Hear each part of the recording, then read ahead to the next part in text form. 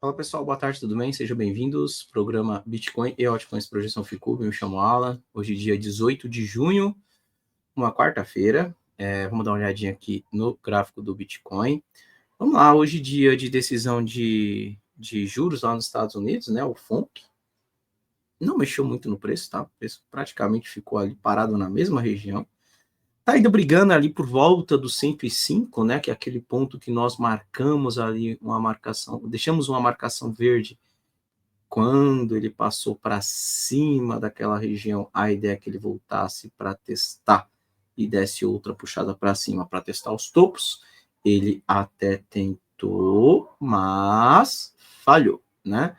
E aí ele está brigando justamente nesta região aqui. Para baixo dela, eu entendo que ele pode ir lá para testar os fundos anteriores, certo? Até mesmo indo buscar os 97, 98 mil ali como ponto de suporte. Por outro lado, se ele fecha para cima dela, eu entendo que ele pode ir lá testar novamente aqueles topos conforme era o que nós havíamos comentado anteriormente. Então, assim, ele está num ponto de decisão, ponto importante aí, né? No momento, eu não faria nada, o mercado ficou difícil, ficou chato aí com toda essa questão aí de notícia envolvendo guerra, né? Então, tem hora aí que o mercado fica um pouco mais estressado, foi o que aconteceu no dia de ontem, né?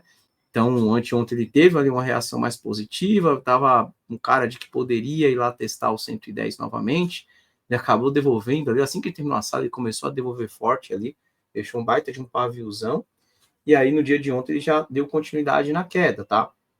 Hoje ele está tentando segurar, tá certo que não é um movimento ali que ainda dê ali muita confiança para tentar qualquer coisa, tá?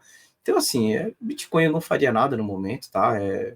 Eu acho que tem que ser o acompanhado aí mais de perto como que o mercado vai reagir, principalmente amanhã, né? Amanhã é feriado, e eu acho que é feriado até nos Estados Unidos também, né? Se não me engano, amanhã a Bolsa Americana também é fechada, não tenho certeza, mas eu acredito que sim. E tem todas essas questões aí envolvendo aí as negociações, né, entre Estados Unidos e Irã, e tem que ver como que o mercado vai reagir. Pode ser que tenha aí um acordo aí nas próximas horas, nos próximos dias, e o Bitcoin acabe segurando acima desse 105 e venha novamente para testar ali o 110, que até então era ali o caminho que eu via como mais provável, né? Acabou falhando no meio do caminho, mas vamos ficar de olho. Eu acho que a ideia é mais o acompanhamento aí, tá? Se eu for observar a região atual, ainda é uma região de suporte, né? Além de ter aí a faixa dos 105 mil, que eu considero um ponto de atenção, você tem também o suporte pela MIMA 72. Então, se eu colocar aqui o modelo PO2, vocês conseguem ver a MIMA 72 trabalhando aqui. Você consegue ver que nós temos 3 linhas verdes para cima. Ele está com o ROC 17 sozinho abaixo de zero. Tá certo que ele estava aqui também, né? Não deu continuidade, mas ele está novamente na mesma condição. Mas assim, quando ele viu com o Rock 17 abaixo de zero, foi justamente aqui quando ele tocou no 100 mil, né? Ele deu uma puxada de quase 6%. Então, né? Então vamos ver. Se ele começar a virar para cima, quem sabe esse Rock 17 não tenta mandar de novo lá para testar os topos, tá? Então é região de suporte, tá? Vender aqui eu acho arriscado. Gosto mais da compra, tá? Tem sido difícil a compra, principalmente para quem opera com stop curto, por conta da volatilidade. O mercado é volátil, né? E aí as notícias também não têm ajudado. Relação risco-retorno, entendo que da compra que está mais interessante, tá? Se ele voltar para testar esses topos, a gente tem quase 5% para cima. Se eu pegar esse pavio aqui do dia 13, né, 13, 12 ali, a mínima dele, né, do preço atual até a mínima dele, está dando 2%, 2,5%, né? Então tem quase um 2 para 1, só para ele voltar e testar esse 110, quem sabe ele testar o 111. Então, assim, eu gosto mais da compra na região atual, né? Se fosse para tentar alguma coisa agora, eu entendo que o mais interessante ainda seria a compra, mas é claro, se ele fizer algo parecido com isso nas próximas horas ou nos próximos dias, né? Então ele dá uma acelerada e vem testar essa região de fundo. Bem, não tem mais por que pensar na compra. Esta marcação verde, eu volto a pintar em vermelho. E aí, se ele voltar agora para testar essa região por baixo, aí sim eu tentaria a venda no teste da resistência, quando ele começa a demonstrar uma fraqueza, e aí meu alvo seria novamente lá na região dos 98, 99 mil, tá? Então vai depender do que o preço vai fazer por aqui, tá? No momento eu vejo mais como uma região de observação. E é isso, acho que não tem muito o que falar não, tá? É o ponto de suporte, é um ponto e pelo gráfico de 2 horas, inclusive região de fundo anterior, região de mínima 610, região de mínima 1292. Tá certo que ele tem essas mínimas maiores alinhadas para cima, mas tem as mínimas menores já alinhadas para baixo, né? Ele tem mínima Alex 144 aqui alinhado para baixo já. Então é isso, ele está brigando aqui. Fractais maiores ainda tentando segurar como suporte, e os fractais menores e médios tentando ali mandar o preço para baixo. Só ver uma coisinha aqui. O PVPC ele já não tem mais um alinhamento de linhas verdes e vermelhas, né? Ele está até segurando a linha vermelha aqui, mas eu não tenho 3 linhas verdes para cima. Se ele evitar essa linha vermelha, a ideia, pelo gráfico de 2 horas, é testar as linhas verdes novamente. Aí ele pode ir lá testar próximo de 108.500, justamente esse topinho aí do dia 16, né? Então ele pode ir lá buscar essa região aí, se ele respeitar essa linha vermelha como suporte, tá? Então vamos seguir acompanhando. Acho que o ponto aí é ficar mais atento na reação das próximas horas, respeitando aí, voltando para cima do 105, respeitando a mínima 72, ainda vejo sim uma possibilidade de um teste ali próximo da região de suporte, próximo da região de resistência dos topos anteriores, tá? Mesma coisa Ethereum. Olha lá, Ethereum. Segue na mesma região que comentamos ontem. Gosto mais da compra também. Só que o preço tem que andar, né? E aí fica nesse marasmo aí por conta de tudo que está acontecendo. O mercado fica ali um pouco mais receoso de tentar qualquer coisa.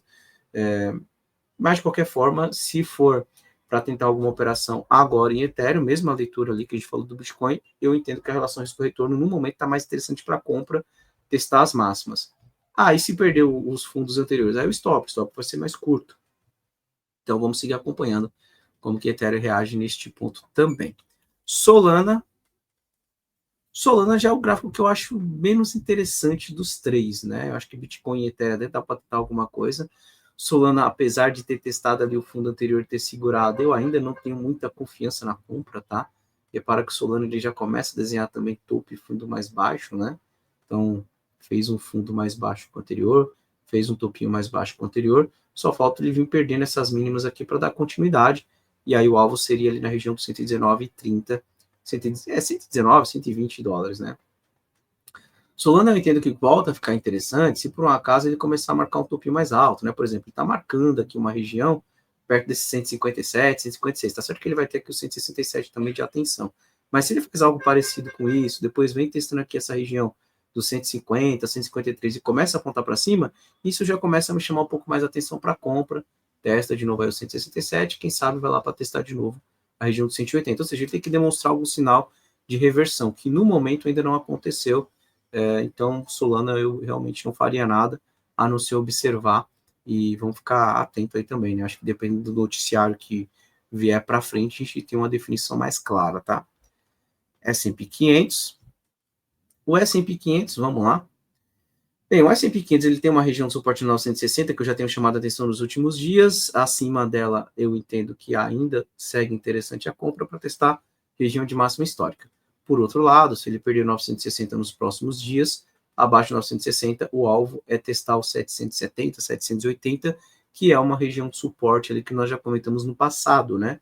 Ele deu essa pernada de alta, rompeu para cima dessa região, desse topinho aqui de março, voltou para testar e deu mais outra pernada para cima. Vamos ver se ele volta para testar de novo esse pivôzinho, né? Quem sabe ele até pode dar uma beliscadinha um pouco mais para baixo aqui, para pegar esse gap que ele deixou ali até a região dos 690, dos 700, e aí depois tenta mandar de novo para cima, tá?